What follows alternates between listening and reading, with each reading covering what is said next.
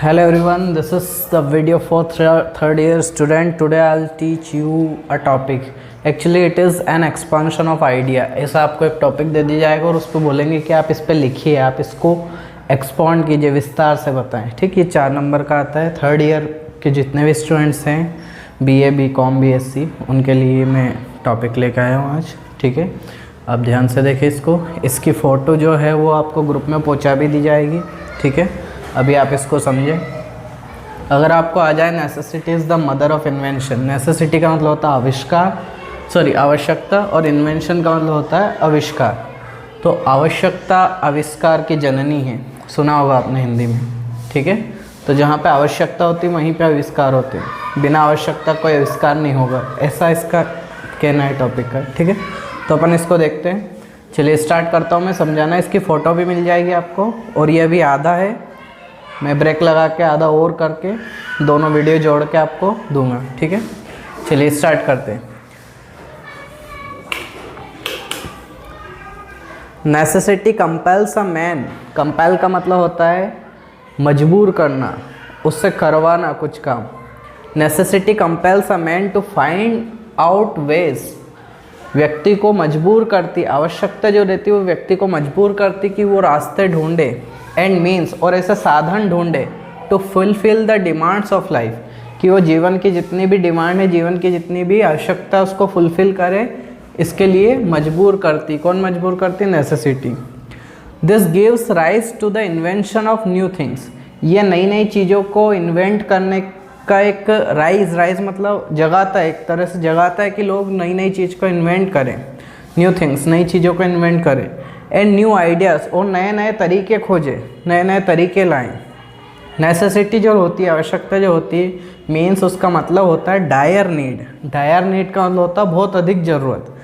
आवश्यकता का अर्थ क्या होता है? बहुत अधिक ज़रूरत, बहुत तीव्र ज़रूरत। डायर नीड, डायर का मतलब होता है तीव्र या तेज, एकदम तेज या तीव्र, बहुत ज़्यादा ज़रूरत होता है, उसको बोलते हैं हम necessity. As long as we do not need a thing, अगर हमें किसी चीज़ की ज़रूरत नहीं होगी ना, we do not bother about it, तो हमें उसके बारे में कोई चिंता नहीं रहेगी। बॉदर का मतलब होता है चिंता करना। यदि हमें किसी चीज़ की ज़रूरत नहीं है, अगर हमें किसी चीज़ की ज़रूरत नहीं है तो हम उसके बारे में चिंता नहीं करेंगे। When the need becomes urgent, लेकिन जब जो ज़रूरत रहती है वो बहुत अर्जेंट हो जाती है, बहुत आवश्यक हो जाती है, we are forced to find a way to fulfil it, हम उस चीज़ को फुलफिल करने के लिए, उसकी पूर्ति करने के लिए हम तरीके ढूंढते हैं। फाइंड अ वे, हम तरीके ढूंढते रहते हैं उसकी ज़रूरत को पूरा करने के लिए। फॉर एग्ज़ाम्पल के तौर पे लीजिए, इन द बिगनिंग, शुरुआत में क्या था? In the beginning of civilisation, सभ्यता, मानव सभ्यता जब शुरुआत हुई, उसमें शुरुआत में क्या था? Man was afraid of wild animals. जो व्यक्ति था ना वो जंगली जानवरों से डरता था। आदमी जो था वो अफ्रेड मतलब डरा हुआ था जंगली जानवरों से। ही इन्वेंटेड फायर टू फ्रिटन देम, फिर उसने आग का आविष्कार किया, उसको फ्रिटन का मतलब होता है डराना। ठीक है, धमकाना भी इसी को बोलते हैं। तो उसने क्या किया? आदमी ने उन जानवरों को, वाइल्ड एनिमल्स, जंगली जानवरों को डराने के लिए, फ्रिटन मतलब डराना, डराने के लिए उन्होंने क्या किया? उसने क्या किया? फायर को इन्वेंट किया, इन्वेंटेड फायर को इन्वेंट किया, उसका आविष्कार किया। सिमिलरली और क्या क्या किया उसने जानवर के साथ? The taming of useful animals. Taming का मतलब होता है जोतना, किसी जानवर को काम में लेना। टेम का मतलब ये होता है किसी चीज़ को वश में करके अपने हिसाब से काम करवाना। ये वर्ड आप याद रखें, टेमिंग। बड़ी सी चीज़ या जो अपने वश में नहीं, उसको वश में करके अपने हिसाब से काम करवाना, उसको बोलते हैं टेमिंग। तो उसने जानवरों को टेमिंग किया, अपने वश में करके। जोतना जैसे बोलते हैं ना, गाड़ी में बैल जोत देते हैं बैलगाड़ी में, वो बात आप समझ सकते हैं। तो जानवरों को जोता उसने या अपने वश में करके यूज़फुल एनिमल, जितने भी जरूरी जानवर थे उनको जोता, जैसे अपने वश में काऊ, हॉर्स, etc। एग्जाम्पल दिए, घोड़े को जोत के बग्घी वगैरह बनाई जाती। ठीक, गाय वगैरह एग्जाम्पल दी। इसके आगे का भी वीडियो है, आपको इसका फ़ोटो मिल जाएगा। अगर समझ में नहीं आया तो एक बार बैक करें इस वीडियो को और फिर देखें। अगला मैं लिखता हूँ आपके सामने। चलिए, तो आपने लास्ट में देखा टेमिंग का मतलब होता है वश में करना, किसी भी जानवर बड़े अपने से वश में ना होते हो उनको वश में करके काम लेना, taming of cow horses etc। उसके आगे देखिए, the invention of language and art of writing and the art of cooking. ये जो लैंग्वेज का इन्वेंशन है, राइटिंग लिखने का इन्वेंशन है, कुकिंग वगैरह जो है, ठीक है, पकाना किसी चीज़ को, उन्होंने क्या किया, all there existence in the necessity of man. जो व्यक्ति की आवश्यकता है ना, उसमें बहुत ज़्यादा अपना एहसान दिया। ओ का मतलब होता है एहसानमंद होना, मतलब आवश्यकताएं जो है व्यक्ति की, या व्यक्ति खुद जो है वो बहुत एहसानमंद है। किसका? लैंग्वेज का जो इन्वेंशन है, आर्ट का इन्वेंशन है, कुकिंग का इन्वेंशन है, उसका बहुत एहसानमंद है व्यक्ति। बट अब यहाँ पे दूसरी बात आती है कि नेसेसिटी में भी constructive as well as destructive, दो तरह की आवश्यकता हो सकती है। पहली कंस्ट्रक्टिव, कंस्ट्रक्ट का मतलब होता है निर्माण करना, बनाना, ठीक है, और डिस्ट्रक्ट का मतलब होता है विनाश करना। तो दो तरह की आवश्यकता हो सकती, या तो वो चीज़ों को बनाए, उत्पन्न करे, या फिर वो चीज़ों को नष्ट करे। दो तरह की आवश्यकता हो सकती व्यक्ति की। Constructive necessity leads to invention of things that make life beautiful. Constructive जो नेसेसिटी रहती है, जो निर्माणकारी आवश्यकता रहती है, वो व्यक्ति को कहाँ ले जाती है? वो व्यक्ति को ले जाती है लीड्स टू इन्वेंशन, वो हमें ले जाती है हम ऐसा इन्वेंशन करें, ऐसी चीज़ों का इन्वेंशन करें जो कि लाइफ को क्या बनाए? ब्यूटीफुल, सुंदर बनाए। एंड वर्थ लिविंग, और जो हमारा जीवन है वो कीमती, कीमती का मतलब वो बोल सकते हैं यहाँ पे अच्छा जीवन, जीवन को और ज़्यादा अच्छा करे, ठीक है। तो ये कंस्ट्रक्टिव नेसेसिटी रहेगी, ठीक है, जो जीवन को अच्छा बनाए, सुंदर बनाए और जीवन को अच्छे से अच्छी ज़िंदगी हमें दे। वाइल, जबकि, वाइल का मतलब होता है जबकि। वाइल डिस्ट्रक्टिव नेसेसिटी, जबकि जो डिस्ट्रक्टिव नेसेसिटी होती है, जो विनाशकारी आवश्यकताएं रहती है, वो कैसे पैदा होती है? Is born of ill will. Ill का मतलब होता है गलत, विल का मतलब होता है इच्छा।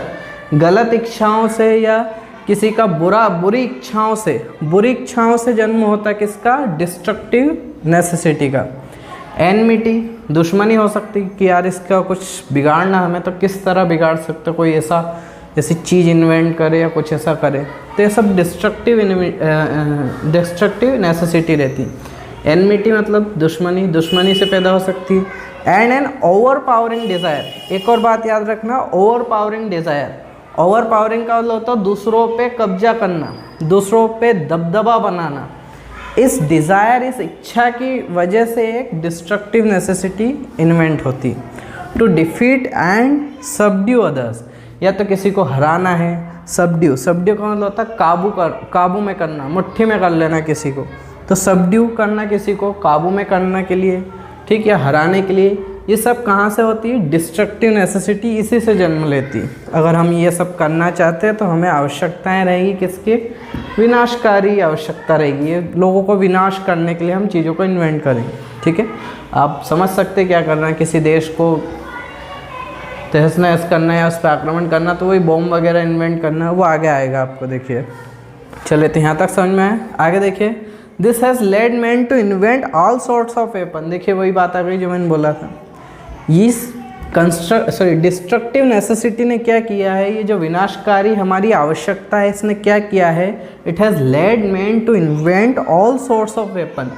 इसने व्यक्ति को हर तरह का हथियार इन्वेंट करने की और ले गई है। लेड का मतलब या लीड की सेकंड फॉर्म है। ये जो लीड रहते ना, LEAD, लीडर सुना आपने? लीड मतलब नेतृत्व करना, लीड करना, ठीक है। लीडर उसी से बना, नेता। तो लीड की सेकंड फॉर्म है लीड। तो ये जो हमारी डिस्ट्रक्टिव नेसेसिटी जो है, ये कहाँ ले गई है? व्यक्ति को ले गई है to invent all sorts of weapon, कि व्यक्ति हर तरह के हथियार बनाने लगा। एंड अदर मीन्स, और नए नए तरीके खोज रहा टू डिस्ट्रक्शन। किसके तरीके खोज रहा? डिस्ट्रक्शन के तरीके खोज रहा, विनाश के तरीके खोज रहा है। The creation of nuclear weapons, जो न्यूक्लियर वेपन है, नाभिकी हथियार जो है, ठीक है, एटम बम वगैरह नाभिकी हथियार है। तो जो क्रिएशन है न्यूक्लियर वेपन का, नाभिकी हथियारों का जो क्रिएशन है, is the latest curse of this tendency. Tendency का मतलब होता आदत, प्रवृत्ति। ये जो हमारी आदत है ना, ये हमारी नई नई गलत चीज़ें खोजने की, उसका सबसे बड़ा जो कर्स का मतलब होता है अभिशाप। हमें जो अभिशाप है, या एक तरह से हमारे लिए बुरी जो चीज़ है, वो क्या है? ये लेटेस्ट कर्स। लेटेस्ट का मतलब होता है अभी अभी, ठीक है।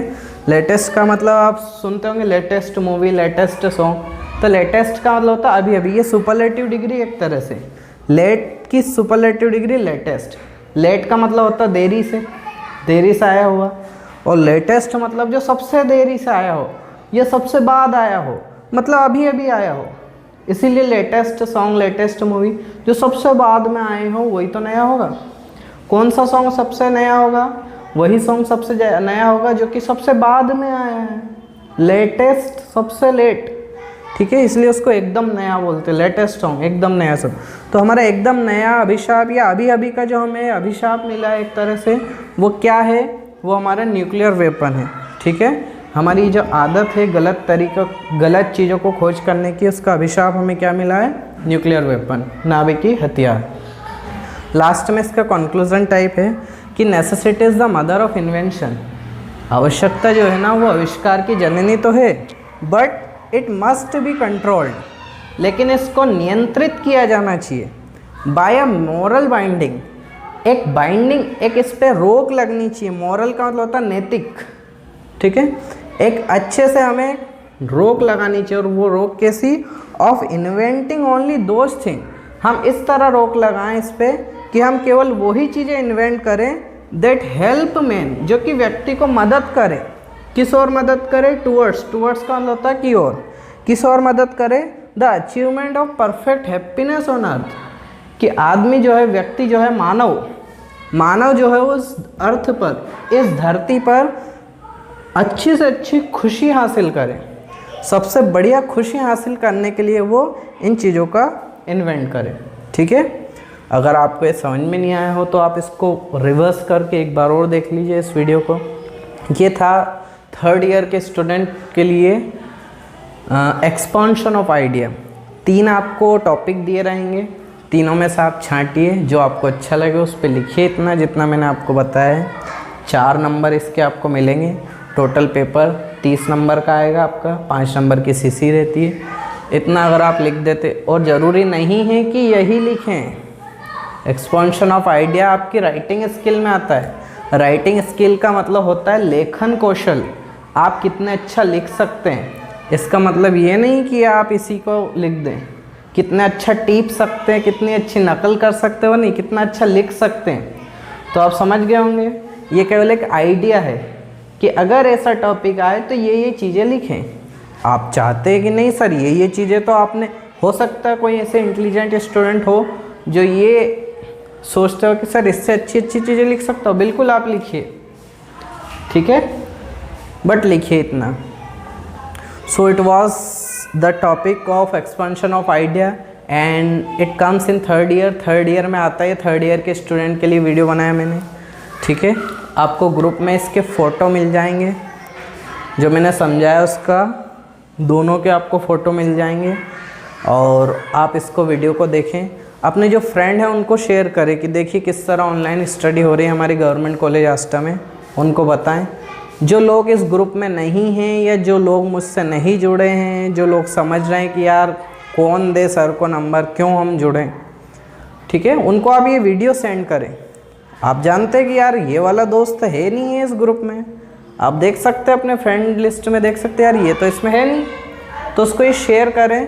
जब वो ये देखेगा तो आपसे कहेगा कि यार मेरे को भी करवाओ ऐड, तो कर लेंगे उसको ऐड, है ना।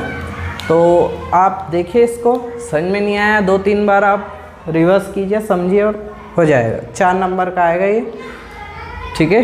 इसके बाद मैं अगला एक्सपेंशन ऑफ आइडिया ही लाऊंगा, अगला जो टॉपिक है वो लाऊंगा, उसको हम देखेंगे, ठीक है। Thank you.